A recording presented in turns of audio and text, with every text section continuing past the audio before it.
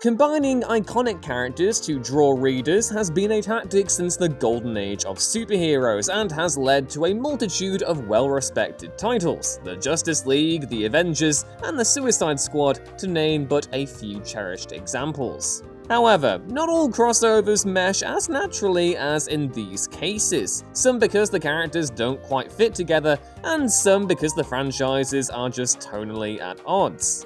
There does exist a last kind, however, the kind that were not strategically put together in order to create an interesting story, but instead were crafted as a sort of lobotomized love child of the comics industry. So, between the wild tag teams, crazy fights, and questionable choices, I'm Ewan, this is What Culture Comics, and here are 10 insane Batman crossovers you won't believe existed.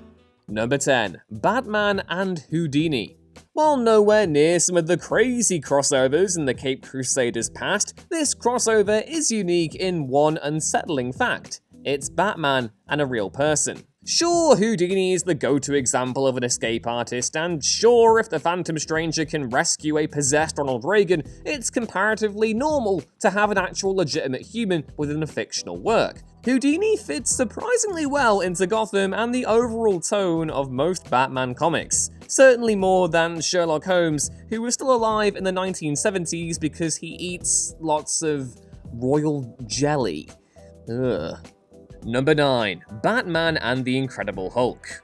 Although technically less a crossover and more an epic duel between two titans of the comics industry, Batman vs. the Incredible Hulk has to be spoken about. What makes the issue so special are the surreal qualities outside of the comic itself, as Batman vs. the Incredible Hulk was the second ever DC Marvel crossover, with the first being Superman vs. Spider-Man 5 years prior. On the plus, the success of these initial crossovers paved the way for a whole host of weird and wonderful comics over the years. So in a way, we should be grateful this entry happened in the first place, or be full of regret, depending on how you feel about Marvel DC crossovers.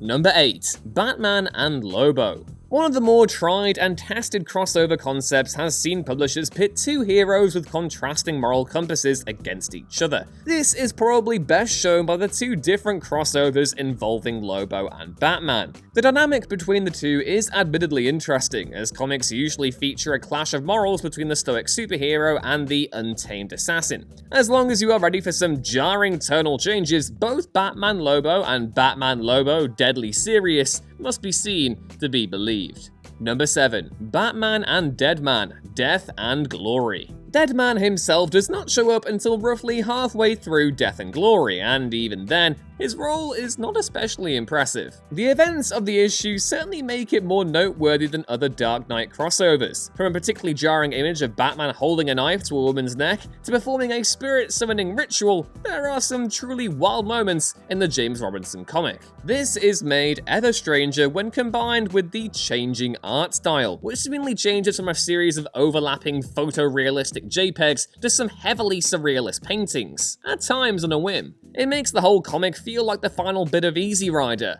which, well, it's a weird time. Number 6. Batman and Punisher. Though not a spooky ghost man or genetically mutated scientist, the Batman-Punisher crossover is easily crazier for a whole host of reasons. The main reason being that Punisher is one of the few characters whose franchise is darker than Batman himself. The other is that while a Batman-Punisher team-up would be a team-up as insane as it is cool, the crossover is not about the conventional holder of the cowl, Bruce Wayne, but rather his slightly unstable, very religious, and sometimes successor Azrael. While Jean-Paul Valley does still score high on the badass scale, it does feel like a bit of a cop-out that the showdown between Batman and Frank Castle at the end of the issue doesn't actually feature the true Batman. Number 5. Batman and Alien. Although founded on questionable life decisions from every individual involved in both its creation and release, Batman and Alien does have some of the most unmistakably awesome covers for its issues.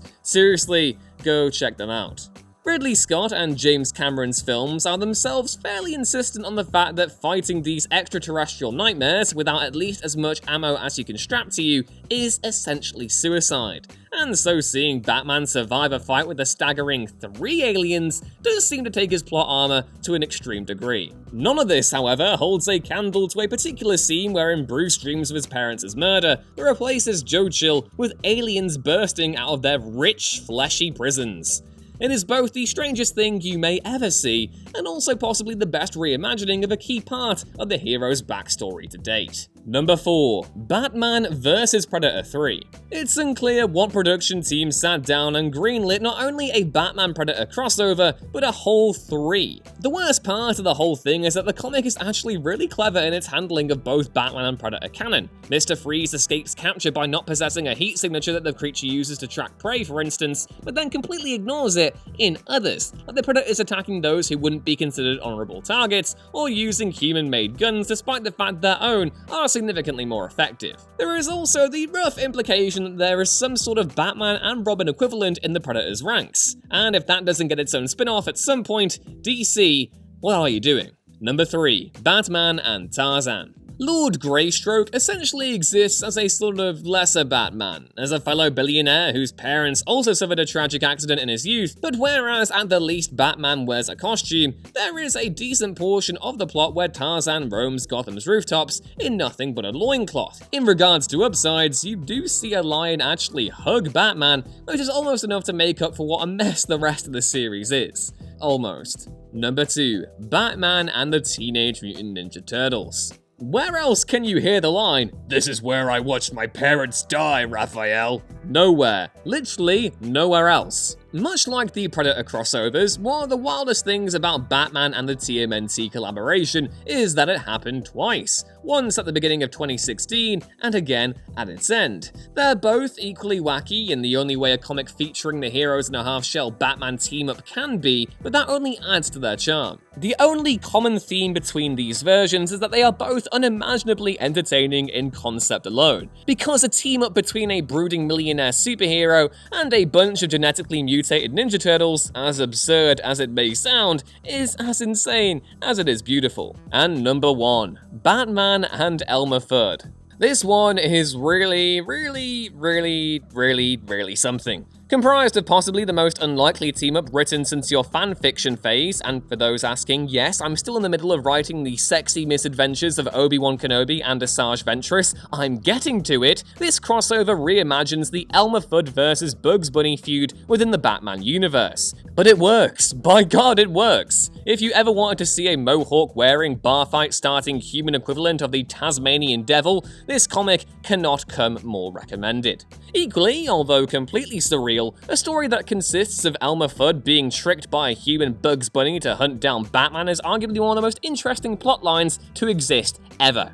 Elmer Fudd also does a Rorschach-like monologue in his voice, taking a once Wescoy character and making him terrifying from top to bottom.